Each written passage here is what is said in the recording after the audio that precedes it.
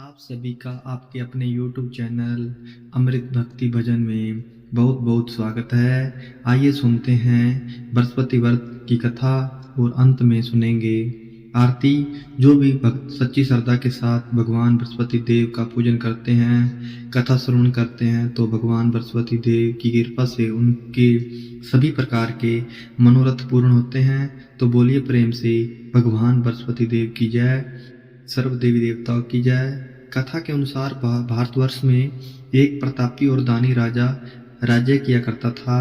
वह नित्य गरीबों को ब्राह्मणों की सहायता किया करता था। यह बात उसकी रानी को बिल्कुल भी अच्छी नहीं लगती। वह ना ही गरीबों को दान देती और ना ही भगवान का पूजन किया करती थी और राजा को ही दान देने से मना किया करती थी। एक दिन राजा शिकार खेलने वन को गया तो रानी महल में अकेली थी। उसी समय बृहस्पति देव साधु वेश में राजा के महल में भिक्षा के लिए गए और भिक्षा मांगी। रानी ने भिक्षा देने से इनकार किया और कहा कि हे साधु महाराज, मैं तो दान पुण्य से तंग आ गई हूँ। मेरे पति सारा धन लुटाते रहते हैं। मेरी इच्छा है कि हमारा धन नष्ट हो जाए, फिर ना रहेगी बांस और ना बजेगी बांसुरी। साधु ने कहा कि हे देवी, तुम बड़ी विचित्र हो। धन संतान तो सभी चाहते हैं, पुत्र और लक्ष्मी तो पापी के घर भी होनी चाहिए। यदि तुम्हारे पास अधिक धन है तो भूखे को भोजन दो, प्यासे के लिए प्याऊ बनवाओ, मुसाफिरों के लिए धर्मशाला खुलवाओ। जो निर्धन अपनी कुमारी कन्याओं का विवाह नहीं कर सकते तो उनका विवाह करा दो। ऐसे और कई काम हैं जिनके करने से तुम्हारा यश लोक और परलोक में फैलेगा। परंतु रानी पर उपदेश कोई प्रभाव नहीं पड़ा। वह बोली कि महाराज, आप मुझ कुछ न समझाएं, मैं ऐसा धन नहीं चाहती जो कि हर जगह बांटती फिरूं। साधु ने उत्तर दिया, यदि तुम्हारी ऐसी इच्छा हो तो तथास्तु। तुम्हें ऐसा करना कि बृहस्पतिवार को घर लीप पर पीली मिट्टी से अपना सिर धोकर स्नान करना, भट्टी चढ़ाकर कपड़े धोना। ऐसा करने से तुम्हारा सारा धन नष्ट हो जाएगा। इतना कहकर वह साधु महाराज वहां से अदृश्य हो गए। साधु के अनुसार कई बातों को पूरा करते हुए रानी को केवल 3 बृहस्पतिवार ही बीते थे कि उसकी समस्त धन संपत्ति नष्ट हो गई। भोजन के लिए राजा का परिवार तरसने लगा। तब एक दिन राजा ने रानी से बोला कि हे रानी, तुम यहीं रहो, मैं दूसरे देश को जाता हूँ, क्योंकि यहाँ पर सभी लोग मुझे जानते हैं, इसलिए मैं कोई छोटा कार्य नहीं कर सकता। ऐसा कहकर राजा परदेश चले गए। वहाँ वह जंगल में लकड़ी काट कर लाता और शहर में बेचता। इस तरह वह अपना जीवन यापन करने लगा। उधर राजा के परदेश जाते ही रानी और दासी दोनों दुखी रहने लगे। एक बार जब रानी और दासी को 7 दिन तक भोजन नहीं मिला तो रानी ने अपनी दासी से कहा कि हे दासी, पास ही के नगर में मेरी बहन रहती है, वह बड़ी धनवान है। तू उसके पास जा और कुछ ले आ ताकि थोड़ी बहुत गुजर बसर हो सके। दासी रानी की बहन के पास गई। उस दिन गुरुवार का दिन था और रानी की बहन उस समय बृहस्पतिवार व्रत की कथा सुन रही थी। दासी ने रानी की बहन को अपनी रानी का संदेश दिया, लेकिन रानी की बड़ी बहन ने उत्तर नहीं दिया। जब दासी की रानी की बहन से कोई उत्तर प्राप्त नहीं हुआ तो वह बहुत दुखी हुई और उस क्रोध भी आया। दासी ने वापस आकर रानी को सारी बात बतलाई। सुनकर रानी ने अपने भाग्य को कोसा। उधर रानी की बहन ने सोचा कि मेरी बहन की दासी आई थी, परंतु मैं उससे नहीं बोली, इससे वह बहुत दुखी हुई होगी। कथा सुनकर और पूजन समाप्त करने वह अपनी बहन के घर आई और कहने लगी कि हे बहन, मैं बृहस्पतिवार का व्रत कर रही थी। तुम्हारी दासी मेरे घर आई थी, परंतु जब तक कथा होती है तो तब तक ना उठते हैं और ना बोलते हैं, इसलिए मैं नहीं बोली। कहो दासी क्यों आई गई थी? रानी बोली, बहन तुमसे क्या छिपाऊं, हमारे घर में खाने को अनाज नहीं है। ऐसे कहते कहते रानी की आंखों में पानी भर आया। उसने दासी के समेत पिछले 7 दिनों से भूखे रहने तक की बात अपनी बहन को विस्तार पूर्वक बतलाई। रानी की बहन बोली कि देखो बहन, भगवान बृहस्पति देव सबकी मनोकामनाओं को पूर्ण करने वाले हैं। देखो, शायद तुम्हारे घर में अनाज रखा हो, पहले तो रानी को विश्वास नहीं हुआ, पर बहन के आग्रह करने पर उसने अपनी दासी को अंदर भेजा तो उससे सचमुच अनाज से भरा हुआ एक घड़ा मिल गया। यह देखकर दासी को बड़ी हैरानी हुई। दासी रानी से कहने लगी कि हे रानी, जब हमको भोजन नहीं मिला था तो हम भी व्रत करते हैं, इसलिए क्यों ना इनसे व्रत और कथा की विधि पूछ लीजिए ताकि हम भी व्रत कर सकें। तब रानी ने अपनी बहन से बृहस्पतिवार व्रत के बारे में पूछा। उसकी बहन ने बतलाया कि बृहस्पतिवार के व्रत में चने की दाल और मुनक्का से विष्णु भगवान को केले की जड़ से पूजन करें तथा दीपक जलाएं, व्रत कथा सुनने और पीला भोजन ही करें। इससे बृहस्पति देव प्रसन्न होते हैं। व्रत और पूजन विधि बतलाकर रानी की बहन अपने घर को चली गई। 7 दिन बाद जब गुरुवार आया तो रानी और दासी ने व्रत रखा। गौशाला में जाकर चना और गुड़ लेकर आई, फिर उससे केले की जड़ तथा विष्णु भगवान का पूजन किया। अब पीला भोजन कहाँ से आए, इस बात को लेकर दोनों बहुत दुखी हुई, क्योंकि उन्होंने व्रत रखा था, इसलिए बृहस्पति देव उससे प्रसन्न थे। इसलिए भगवान बृहस्पति देव एक साधारण व्यक्ति का रूप धारण कर 2 थालों में सुंदर पीला भोजन दासी को दे गए। भोजन पाकर दासी प्रसन्न हुई और फिर रानी के साथ मिलकर भोजन ग्रहण किया। इसके बाद वह सभी गुरुवार को व्रत और पूजन करने लगी। बृहस्पति भगवान की कृपा से उसके पास फिर से धन संपत्ति आ गई, परंतु रानी फिर से पहले की तरह आलस्य करने लगी। तब दासी बोली कि देखो रानी, तुम पहले भी इस प्रकार आलस्य किया करती थी, तुम्हें धन रखने में कष्ट होता था, इस कारण सभी धन नष्ट हो गया, और जब भगवान बृहस्पति देव की कृपा से धन मिला है तो तुम्हें फिर से आलस्य होता है। रानी को समझाते हुए दासी कहती कि बड़ी मुसीबतों के बाद हमने यह धन पाया, इसलिए हमें दान पुण्य करना चाहिए, भूखे मनुष्य को भोजन कराना चाहिए और धन को शुभ कार्यों में खर्च करना चाहिए, जिससे तुम्हारे कुल का यश बढ़ेगा, स्वर्ग में प्राप्ति होगी और पितृ प्रसन्न होंगे। दासी की बात मानकर रानी अपना धन शुभ कार्यों में खर्च करने लगी, जिससे पूरे नगर में उसका यश फैलने लगा। इस प्रकार रानी और दासी दोनों प्रसन्न थे। और वहां पे उधर एक दिन राजा दुखी होकर जंगल में एक पेड़ के नीचे आसन जमाकर बैठा था। वहीं अपनी दशा को याद करके व्याकुल होने लगा। बृहस्पतिवार का दिन था। एकाएक उसने देखा कि एक निर्जन वन में एक साधु प्रकट हुए। वह साधु वेश में उस समय बृहस्पति देवता थे। लकड़हारे के सामने आकर बोले कि हे लकड़हारे, इस सुनसान जंगल में तू चिंता मंगन क्यों बैठा है? लकड़हारे के दोनों हाथ जोड़कर प्रणाम किया और उत्तर दिया, हे महात्मा, आप सब कुछ जानते हैं, और फिर अपनी आत्मकथा उनको सुनाई। महात्मा जी ने कहा कि तुम्हारी स्त्री ने बृहस्पति के दिन बृहस्पति भगवान का निरादर किया, जिसके कारण पृष्ठ होकर तुम्हें कष्ट हो रहा है। अब तुम चिंता मत करो, तुम्हारे सभी कष्ट दूर हो जाएंगे और भगवान की कृपा से पहले से भी अधिक संपत्ति तुम्हें प्राप्त होगी। तुम बृहस्पतिवार के दिन कथा किया करो। 2 पैसे के चने मुनक्का लाकर उसका प्रसाद बनाओ और शुद्ध जल से लोटे में शक्कर मिलाकर अमृत तैयार करो। कथा के प्रसाद अपने सारे परिवार और सुनने वाले प्रेमियों को अमृत व प्रसाद बांटकर ग्रहण करो। ऐसा करने से भगवान तुम्हारी सभी मनोकामनाएं पूरी करेंगे। साधु के ऐसे वचन को सुनकर लकड़हारा बोला कि हे प्रभु, मुझे लकड़ी बेचकर इतना पैसा नहीं मिलता जिससे भोजन के उपरांत कुछ बचा सकूं। मैंने रात्रि में अपनी स्त्री का स्वप्न में व्याकुल देखा। मेरे पास कुछ भी नहीं जिससे मैं उसकी खबर मांग सकूं। साधु ने कहा कि हे लकड़हारे, तुम किसी बात की चिंता मत करो। बृहस्पति के दिन तुम रोजाना की तरह लकड़ियां लेकर शहर को जाओ। तुमको रोज से 2 गुना धन प्राप्त होगा, जिससे तुम भली भांति भोजन कर लाओगे तथा बृहस्पति देव की पूजा का सामान भी आ जाएगा। इतना कहकर साधु अंतर्ध्यान हो गए। धीरे धीरे समय बीतता चला गया। फिर बृहस्पतिवार का दिन आया। लकड़हारा जंगल से लकड़ी काटकर किसी शहर में बेचने के लिए गया।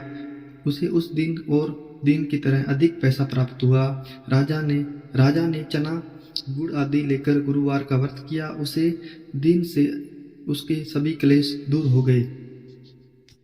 परंतु जब दोबारा गुरुवार का दिन आया तो बृहस्पतिवार का व्रत करना भूल गया। इस कारण बृहस्पति भगवान नाराज हो गए।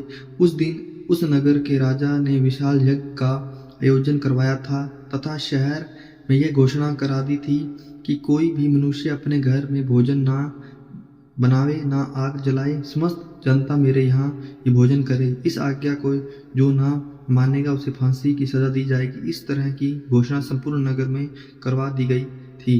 राजा की आज्ञा अनुसार शहर के सभी लोग भोजन करने लग गए, लेकिन लकड़हारा कुछ देर से पहुंचा, इसलिए राजा उसको अपने साथ घर ले गया और ले जाकर भोजन करा रहे थे तो रानी की दृष्टि उस कोठी पर पड़ी जिस पर उसका हार लटका हुआ था। वह वहां पर दिखाई नहीं दिया। रानी ने निश्चय किया कि मेरा हार इस मनुष्य ने चुरा लिया है। उसी समय सिपाहियों को बुलाकर उसको कारागार में डलवा दिया। जब लकड़हारा कारागार में पड़ गया और बहुत दुखी होकर विचार करने लगा, ना जाने कौन से पूर्व जन्म का कर्म मुझे यह दुख प्राप्त हुआ, और उसी साधु को याद करने लगा जो कि जंगल में मिला था। उसी समय तत्काल बृहस्पति देव साधु के रूप में प्रकट हुए और उसकी दशा को देखकर कहने लगे, अरे मूर्ख, तूने बृहस्पति देव की कथा नहीं करी, इसी कारण तुझे दुख प्राप्त हुआ। अब चिंता मत करो, बृहस्पतिवार के दिन कारागार से दरवाजे पर 4 पैसे पड़े मिलेंगे, जिससे तुम बृहस्पति देव की पूजा करना, तेरे सभी कष्ट दूर हो जाएंगे। और फिर बृहस्पतिवार के दिन से उसे 4 पैसे मिले। लकड़हारे ने कथा की। उसी रात्रि को बृहस्पति देव ने उस नगर के राजा को स्वप्न में कहा कि हे राजा, तुमने जिस आदमी को कारागार में बंद कर दिया है वह निर्दोष है, वह राजा है, उसे छोड़ देना। रानी का हार उसी खूंटी पर लटका है, अगर तू ऐसा नहीं करेगा तो मैं तेरा राज्य नष्ट कर दूंगा। इस तरह रात्रि में स्वप्न को देखकर राजा प्राप्त काल उठा और खूंटी पर हार देखकर लकड़हारे को बुलाकर क्षमा मांगी तथा लकड़हारे को योग्य सुंदर आभूषण देकर उन्हें विदा किया। बृहस्पति देव की आज्ञा अनुसार लकड़हारा अपने नगर को चल दिया। राजा जब अपने नगर के निकट पहुंचा तो उसे बड़ा आश्चर्य हुआ। नगर में पहले से अधिक बाग, तालाब, कुएं तथा बहुत सी धर्मशालाएं, मंदिर आदि बन गई। राजा ने पूछा कि यह किस बाग और धर्मशाला है। तब नगर के सब लोग कहने लगे, यह सब रानी और बांदी की है। तो राजा ने आश्चर्य हुआ और वह राजा गुस्सा भी हुआ। जब रानी ने यह खबर सुनी कि राजा आए हैं तो उन्होंने बांदी से कहा कि हे दासी, देखो, राजा हमको कितनी बुरी हालत में छोड़ गए थे। हमारी ऐसी हालत देखकर वह लौट ना जाएं, इसलिए तू दरवाजे पर खड़ी हो जा। आज्ञा अनुसार दासी दरवाजे पर खड़ी हो गई। राजा आए तो उन्होंने अपने साथ लिवा आई। तब राजा ने क्रोध करके अपनी रानी से पूछा कि यह धन तुम्हें कैसे प्राप्त हुआ। तब उसने कहा, हमें यह धन बृहस्पति देव के व्रत के प्रभाव से प्राप्त हुआ। राजा ने निश्चय किया कि 7 रोज बाद तो सभी बृहस्पति देव का पूजन करते हैं, परंतु मैं प्रतिदिन दिन में 3 बार कहानी तथा रोज व्रत किया करूंगा।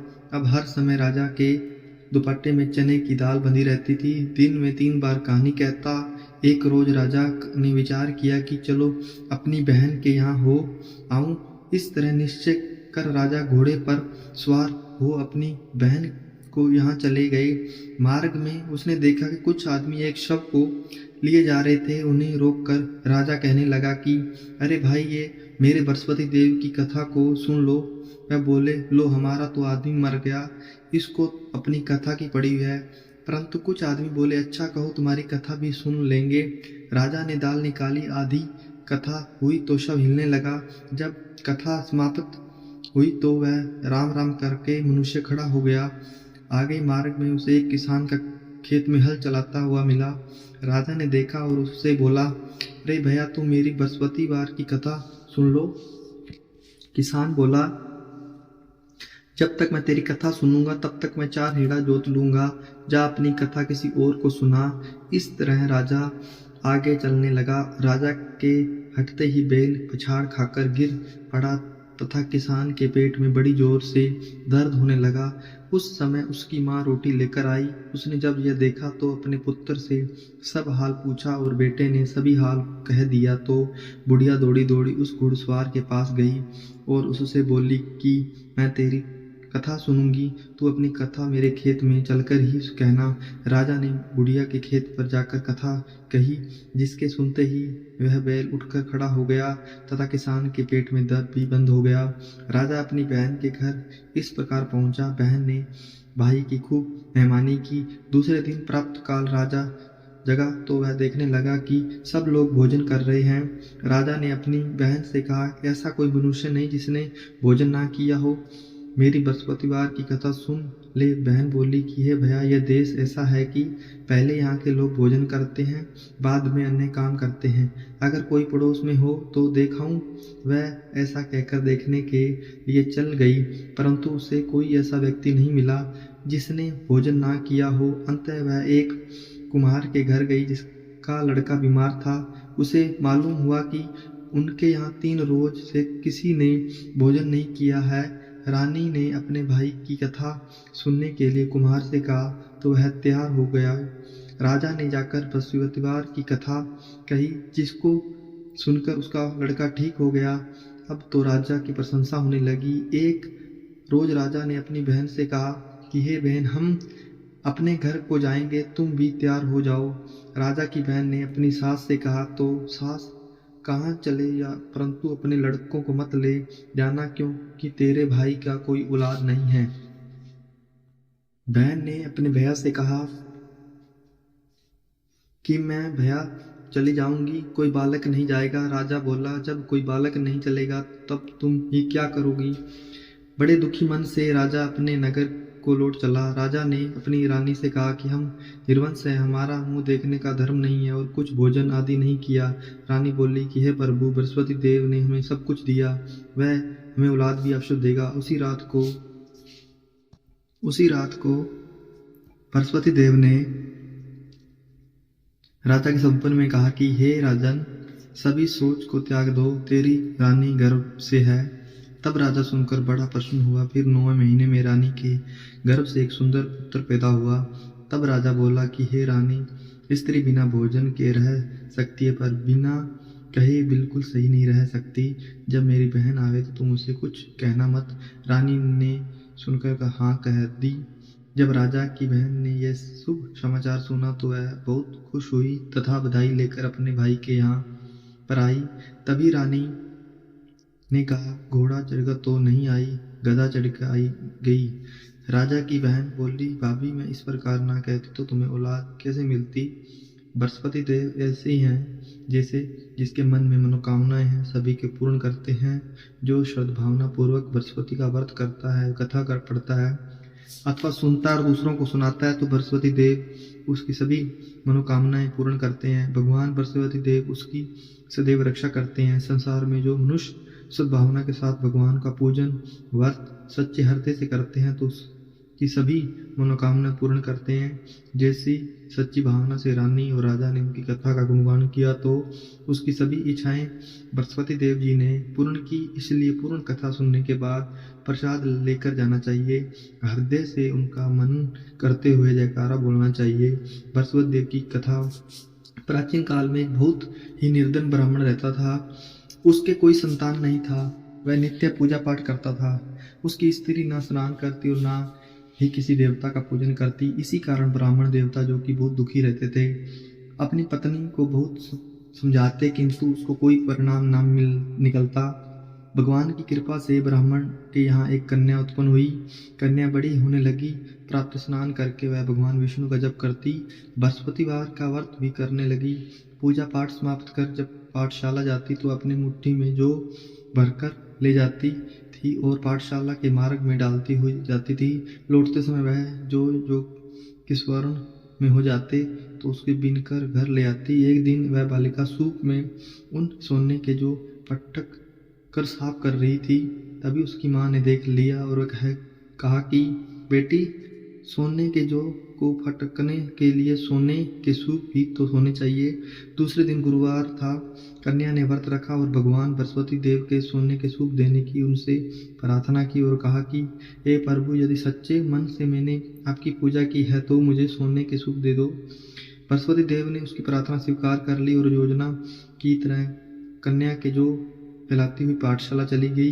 पाठशाला से लौटकर जब वह जो बिन रही थी तो बृहस्पति देव की कृपा से उसे सोने के सूप मिला।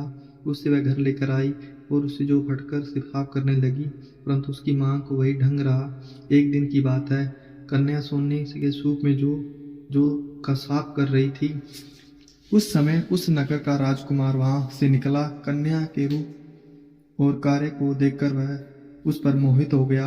राजमहल आकर वह भोजन तथा जल त्याग कर उदास होकर लेट गया। राजा को यह जब राजकुमार द्वारा अन्न और जल त्यागने का समाचार प्राप्त हुआ तो अपनी मंत्रियों के साथ वह अपने पुत्र के पास गया। पूछा कि बेटा, तुम्हें किस बात का कष्ट है? किसी ने तुम्हारा अपमान तो नहीं किया अथवा कोई और कारण है? मुझे बताओ, मैं वही कार्य करूंगा जिससे तुम्हें प्रसन्नता की प्राप्ति हो सके। अपने पिता की बात सुनकर राजकुमार बोला कि हे पिता, मुझे किसी बात का दुख नहीं है। किसी ने मेरा अपमान भी नहीं किया, परंतु मैं उस लड़की के साथ विवाह करना चाहता हूँ जो लड़की सोने के सूप में जो को फटकर साफ कर रही थी। राजकुमार ने राजा को उस लड़की के घर का पता भी बता दिया। मंत्री राजा के कहने पर उस लड़की के घर गया। मंत्री ने ब्राह्मण के समक्ष राजा की ओर से निवेदन किया और फिर कुछ ही दिनों के बाद ब्राह्मण की कन्या का विवाह राजकुमार के साथ संपन्न हुआ। और फिर क्या था, कन्या के घर से जाते ही ब्राह्मण के घर में पहले की भांति गरीबी का निवास हो गया। एक दिन दुखी होकर ब्राह्मण अपनी पुत्री से मिलने के लिए गया। बेटी ने पिता की अवस्था को देखकर अपनी माँ का हाल पूछा। ब्राह्मण ने सभी हाल कह सुनाया।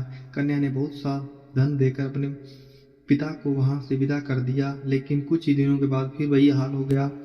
ब्राह्मण फिर से अपनी कन्या से यह कहा गया और सभी हाल कहा तो पुत्री बोली कि हे पिताजी, आप माताजी को यहाँ लाओ, मैं उन्हें विधि बताती हूँ जिससे वह गरीबी दूर हो जाएगी। ब्राह्मण देवता अपनी स्त्री के साथ लेकर अपनी पुत्री के पास राजमहल पहुंचे तो पुत्री अपनी माँ को समझाने लगी कि हे माँ, तुम प्रातःकाल स्नान आदि करके विष्णु भगवान का पूजन करो और बृहस्पतिवार का व्रत करो, तुम्हारी सभी दीक्षाएं दूर हो जाएगी। परंतु उसकी माँ उसकी एक भी बात नहीं मानी। वह प्रातःकाल उठते अपने पुत्री के बच्चों को जूठन का खा लेती थी।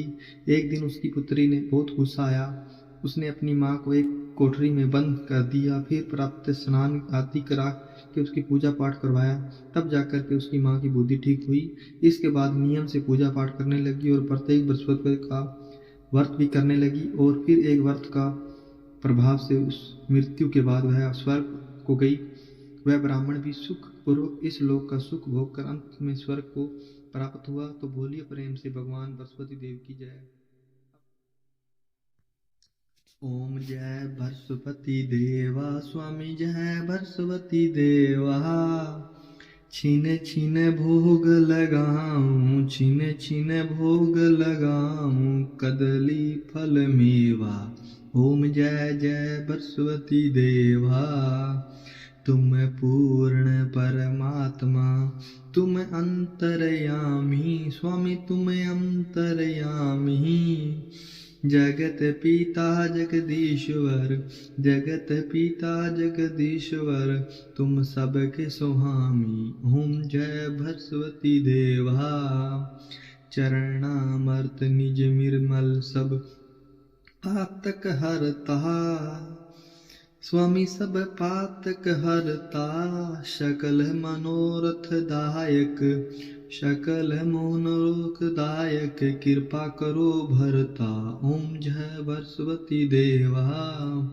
तन मन धन अपहरण करे जो जन शरण पड़े स्वामी, जो जन शरण पड़े स्वामी। हे प्रभु प्रकट तब होकर आकर द्वार खड़े। ओम जय बृहस्पति देवा। दीन दयाल दयानंदी भक्तन हितकारी, स्वामी भक्तन हितकारी। पाप दोष सब हरता, पाप दोष सब हरता, भव बंधन हारी। ओम जय बृहस्पति देवा। सकल मनोरथदायक, सब संशय हरो स्वामी, सब संशय हरो स्वामी। विषय विकार मिटाओ, विषय विकार मिटाओ, संतन सुखकारी। ओम जय बृहस्पति देवा। जो कोई आरती तेरी तेरी प्रेम सहित गावै, स्वामी प्रेम सहित गावै, जेठानंद कर सो निश्चित पावै। ओम जय बृहस्पति देवा। ओम जय बृहस्पति देवा, स्वामी जय बृहस्पति देवा। छीन छीन भोग लगाऊं, कदली फल मेवा। ओम जय बृहस्पति देवा। ओम जय बृहस्पति देवा। तो बोलिए प्रेम से बृहस्पति भगवान की जय, विष्णु भगवान की जय, माता लक्ष्मी की जय, सभी देवी देवताओं की जय। तो आशा करता हूँ कि यह कथा और आरती आपको अच्छी लगी हो। इसी प्रकार से ज्ञानवर्धक जानकारी प्राप्त करते रहने के लिए, व्रत पूजा के बारे में जानने के लिए, कथा को सुनने के लिए चैनल पे अगर आप पहली बार आए हैं तो चैनल का लाल बटन दबाकर सब्सक्राइब करें, साथ में बेल आइकन घंटी को दबाएं ताकि आने वाली वीडियो का नोटिफिकेशन आपको समय से मिलता रहे। वीडियो को लाइक करें, शेयर करें, सुखी रहें, धन्यवाद।